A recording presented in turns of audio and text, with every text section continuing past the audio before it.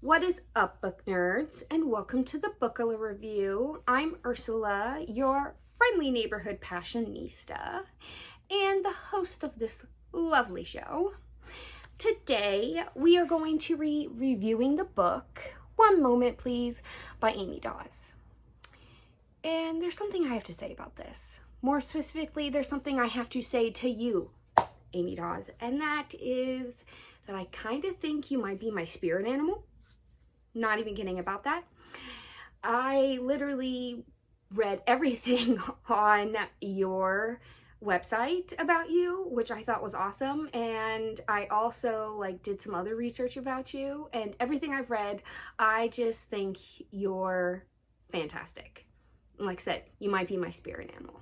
I love how you seem to take everything with a grain of salt, and it seems like you try to find the joy and laughter in everything, especially considering everything you've been through with your family. That was the cat. Don't worry about it. Everything is fine. Animal. Where was I? Ah, yes. Amy Daws. So, like I said, everything you have been through, I just think it is wonderful and awesome that you have still been able to find joy in all of it and have built yourself kind of an awesome career as a writer. Plus, I think it's really cool that you used to be in television behind the camera. As a creative type, I love trying to do things from every different angle, every different side, which is partly why I decided to start reviewing books, because I love to read books and I want to talk about them. So I'm going to talk about them. But I love that. I love that you're the creative type that wants to see everything from every angle. So, like I said, I think you're my spirit animal, and I kind of think we should be friends. And I saw that I can order a signed copy from Wait For Me, and I'm gonna totally do that here soon, hopefully, because I kind of need it. Because after reading this book, I think it might be one of my new faves. I love a good, fluffy romance novel that is well-rounded, and she does a fantastic job at giving me a fun, fluffy romance novel that still has meat to it, that still has a story to it. So, speaking of our story, let's talk about the book. One Moment Please is about two characters, Josh and Lindsay. Josh is a doctor that just this last year had moved from Baltimore back home to work as an ER doc. He used to work as a pediatric oncologist, but he had gone through some things and had a big fallout and just kind of lost his way, so he moves home. And Holly, just in the book, has just finished her degree in child psychiatry because her niece, one of her nieces, when she was young, developed a blood disorder where she needed to have a transplant, and turns out that Lindsay was a perfect match, and so she donates to her niece. But after donating, her niece just starts to go into her shell and just doesn't handle it well emotionally, and it inspires her to working with children, which I think is awesome because I work with children. But anyways, so Lindsay has just finished her thesis, and she wrote it in a hospital cafeteria. I see what you did there, Amy Daws. All right. And I think it's kind of awesome. I love the fact that you brought so many different aspects of Wait For Me into this book, which I think is really cool. I think you took a different spin on Wait For Me with One Moment Please, which plays out really, really well, especially since Wait For Me intertwines with this story. But anyways, Josh has been watching her in the cafeteria for a couple weeks and just kind of becomes obsessed with her. And one day he decides to confront her, and they have an altercation in the cafeteria that ends up with her spilling cake in his crotch, and she storms off. Well, little do both of them know that later that night they run into each other at a bar, and the whole time they're just bickering back and forth, which their bickering and their banter is great. I love a good, fun banter in a fluffy book. I just feel like it makes the book easier to read, and you did a good job with that. Love their banter, love their conversations. It's fantastic. So they meet at a bar, they end up arguing, and then they end up sharing an Uber together, and they end up having a one-night stand.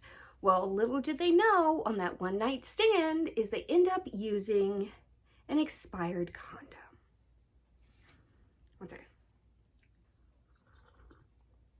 I love my tea.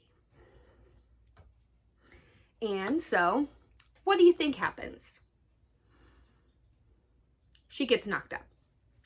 Fast forward 3 months later. She has an allergic reaction on a Tinder date that sends her to the hospital because she has to use EpiPen. Well, when she's at the hospital, who ends up being her doctor? Josh. And guess what they find out in her blood work? She is knocked up by him. So when that happens, they both kind of freak out a little bit, but then they both kind of realize, like, hey, we're having a baby. We need to take responsibility. This sucks, but let's try to work it out.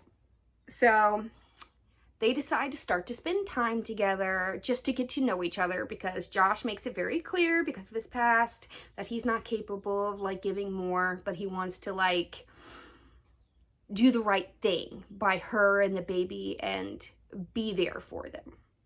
So just pretty much just to take care of them. Josh, you find out that he kind of has shut down. Like, he shuts his emotion down because of what happens to him in Baltimore. But we'll get to that. So they start to spend time together, and then when they're spending time together, Josh thinks it's a great idea for her to move in. Now, I can see why he said that, but at the same time, I'm like, you know what? You just met the guy.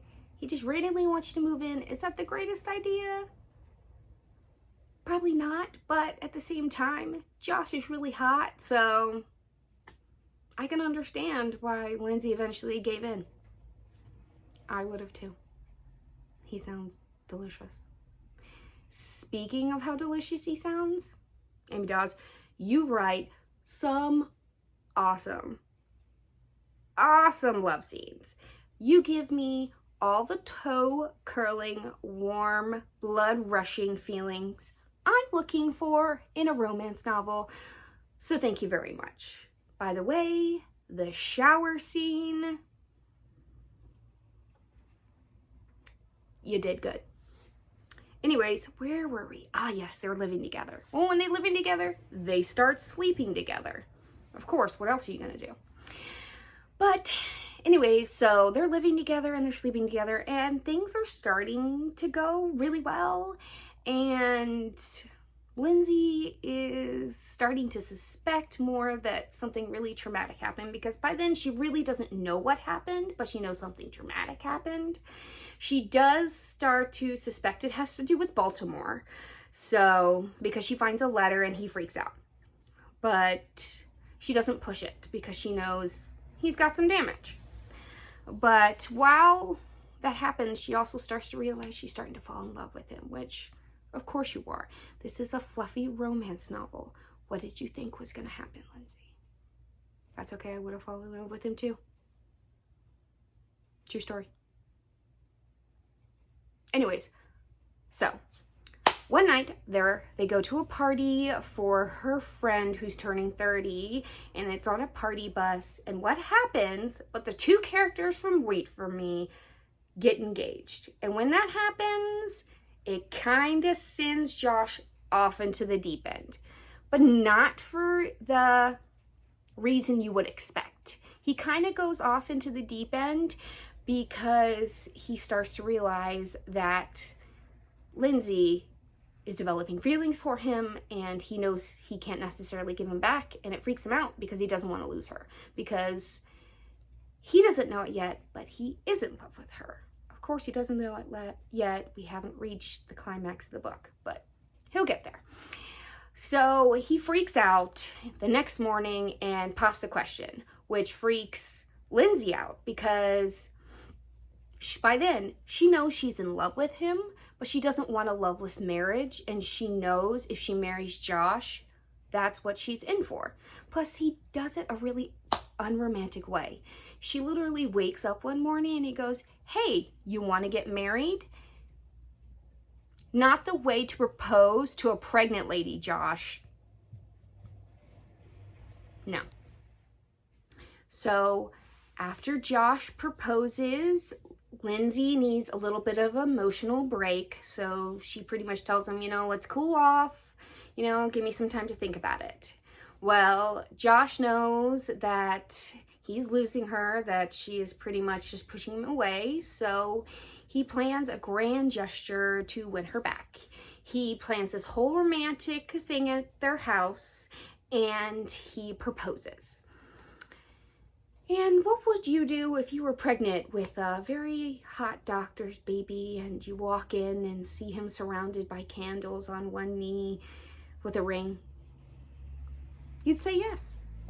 So of course, Lindsay says yes, because she thinks, hey, I have seen some moments where I can tell there's something there, that he loves me and he loves this baby. I'm going to give him a chance. Maybe we can work this out. So she accepts his proposal and everything's going great. And then we meet Miss Katie, his ex-coworker / ex whatever they were from Baltimore. She shows up at the house one day, and she's there because she needs some help with a patient. So she tracks down Josh, and she gets there and she's like, whoa, there's a very pregnant lady, and it looks like she's got a ring on her finger. Wow. And Lindsay is just like, who is this lady? So you find out they're coworkers, and that she's there because she needs help with a patient. And while she's there, Kate tells Lindsay about what happened in Baltimore. Well, you find out that Josh was treating a patient that also happens to be his best friend's son. And unfortunately, he dies of a brain aneurysm. Well, when his best friend's son, whose name is Julian, dies of a brain aneurysm, his best friend freaks out and blames Josh for him and decides to sue him. And Josh already feels like it was his fault because he felt like he was his doctor. There's something he could have done that he should have caught it. But if you know anything about brain aneurysms, a lot of the time they are undetectable, and you don't even find out you have it until after you're dead. So technically you don't even find out you have it. Yeah. Anyways, so that's what happens, and Josh just shuts down. He feels like his emotions got in his way and clouded his judgment and kept him from doing his job. And because it kept him from doing his job, he pretty much feels like he needs to shut down all his emotions so that he can be a good doctor and that people don't get hurt. Which pretty much to me means so he doesn't get hurt. Well, when Lindsay finds all this out, she knows it makes perfect sense why he acts the way he does about the baby, why he says he can't love. It's all because he is driven to protect them, and that he feels that he has to shut off all his emotion to do that. Well, when Kate is there, Josh shows up and stuff goes down, and Josh and Lindsay has a huge fight, and she ends up leaving him.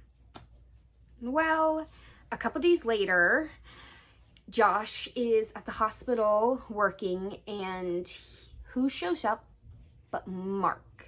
And you find out that Lindsay had actually called Katie to try to get a hold of Mark to come and talk to Josh, just to help him.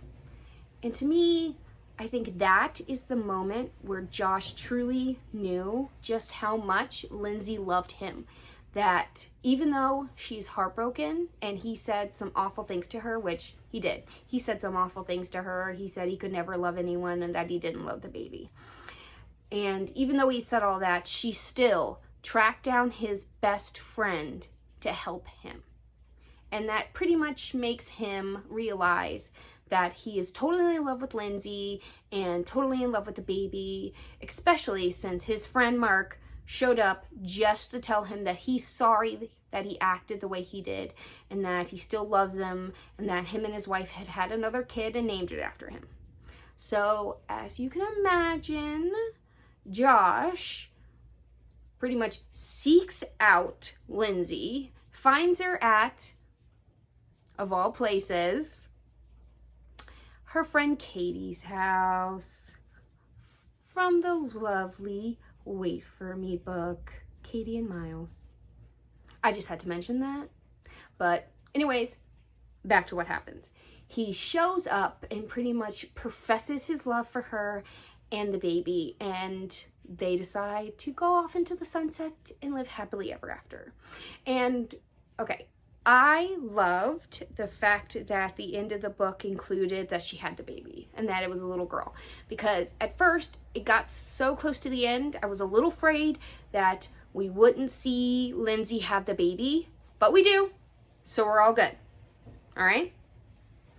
And what I think was really fun and what I love it when authors do this, when they tie up the loose ends and add us a little snippet that makes us wanting more in the epilogue. In the epilogue, you find out that a couple months after she had the baby, they have a little girl named her Julianne, after Julian. It's really cute. That they go off and they elope, and that they decide they're going to open their own clinic together, which I think is so cute. So overall, this book was delicious. It really was. It was delicious. They had such fun banter between these two. They really did. Like, Amy does such a good job, like, just making these two characters just run off at the mouth. Especially Lindsay. Lindsay is just running off at the mouth the whole book. And I love it because she doesn't have a filter. And I don't have a filter. So whenever I see or read a character that doesn't have a filter, I feel particularly protective of that character. So, because they remind me of me. So, I love Lindsay. She was great. And I also really like Josh. And what I also really liked about this story is that Josh was the more wounded character in the book.